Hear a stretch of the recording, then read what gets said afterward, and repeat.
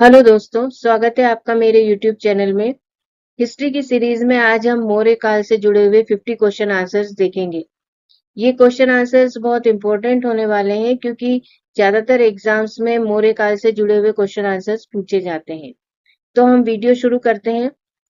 पहला क्वेश्चन है, चाणक्य का अन्य नाम था? आंसर है विष्णुगुप्त। चाणक्य के 3 नाम थे, चाणक्य, विष्णुगुप्त और कौटिल्य। ये तीनों इन्हीं के नाम थे। नेक्स्ट क्वेश्चन है, किसकी तुलना मेकियावेली के प्रिंस से की जाती है? तो इसका आंसर है कौटिल्य का अर्थशास्त्र।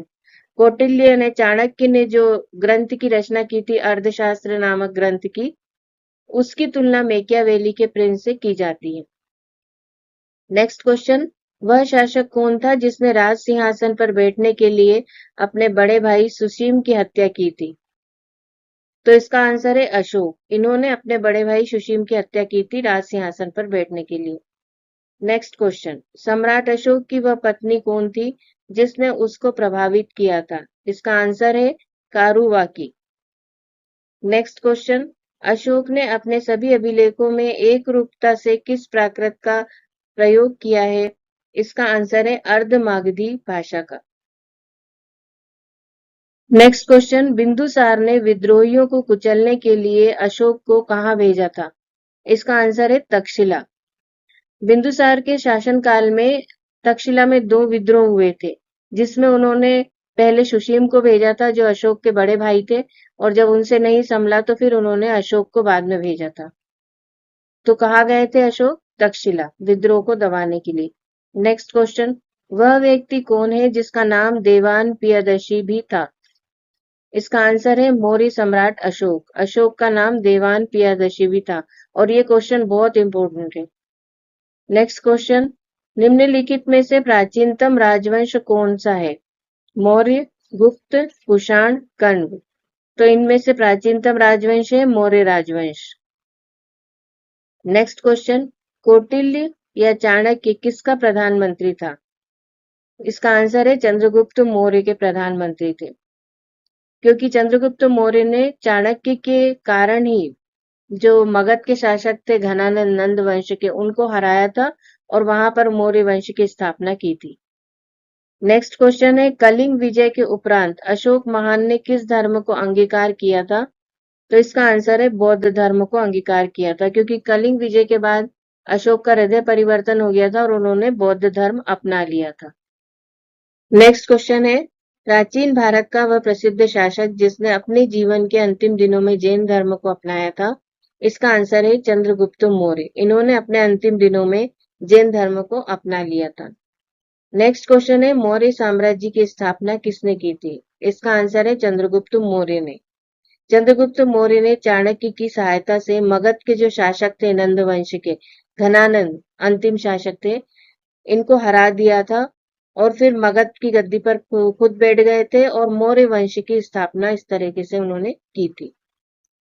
नेक्स्ट क्वेश्चन है, मौर्य साम्राज्य में प्रचलित मुद्रा का नाम क्या था?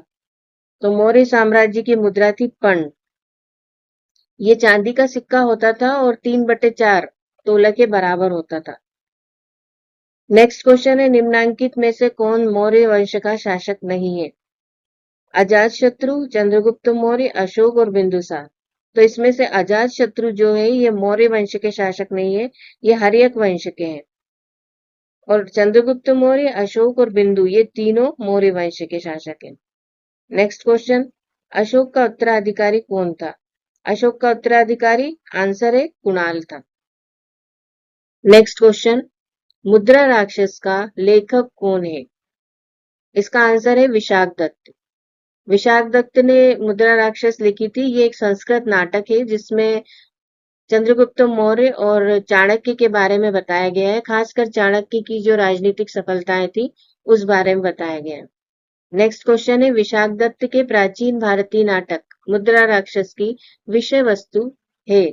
प्राचीन हिंदू जनश्रुति के देवताओं और राक्षसों के बीच संघर्ष के बारे में, एक आर्य राजकुमार और एक कबीलाई महिला की प्रेम कथा के बारे में, 2 आर्य कबीलों के बीच सत्ता के संघर्ष की कथा के बारे में, चंद्रगुप्त मौर्य के समय में राज दरबार की दुर्विसंधियों के बारे में।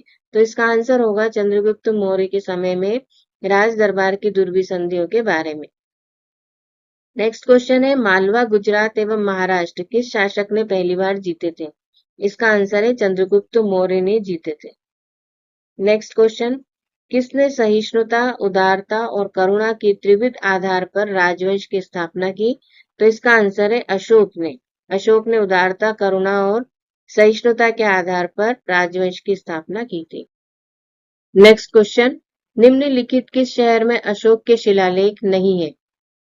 गिरनार, कंधार, पाटलिपुत्र, टोपरा। तो पाटलिपुत्र में अशोक के शिलालेख नहीं है। नेक्स्ट क्वेश्चन है, अर्थशास्त्र का लेखक समकालीन था चंद्रगुप्त मौर्य का।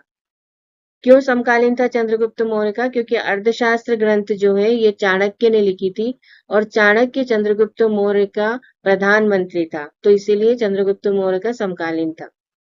नेक्स्ट क्वेश्चन है, नंद वंश के पश्चात मगध पर किस राजवंश ने शासन किया? तो इसका आंसर है मौर्य वंश ने शासन किया, क्योंकि चंद्रगुप्त मौर्य ने मगध के जो शासक थे नंद वंश के घनानंद, उनका अंत कर दिया था और उसके बाद में मगध पर मौर्य वंश की स्थापना कर दी थी।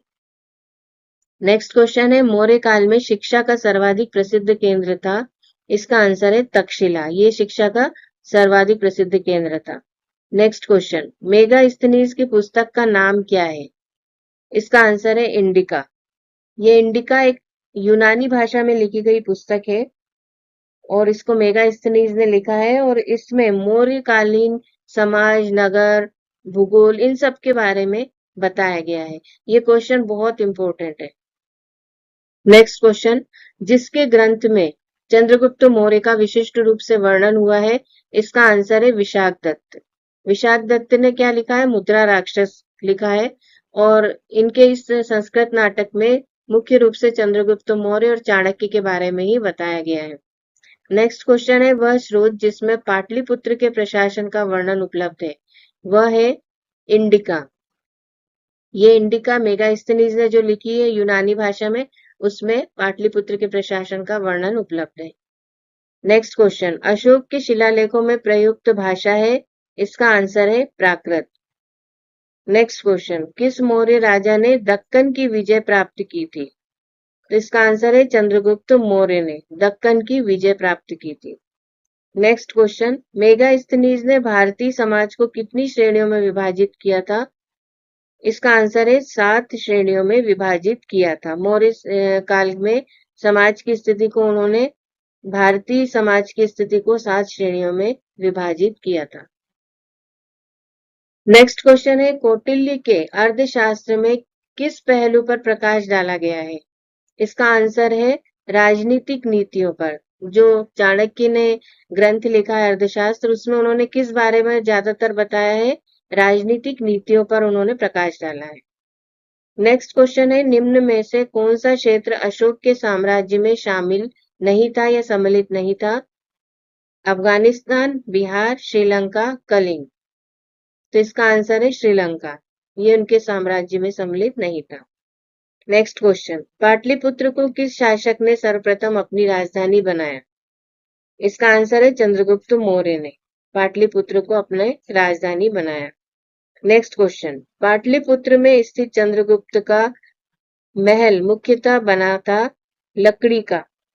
जो चंद्रगुप्त का महल बना था वो लकड़ी का बना हुआ था।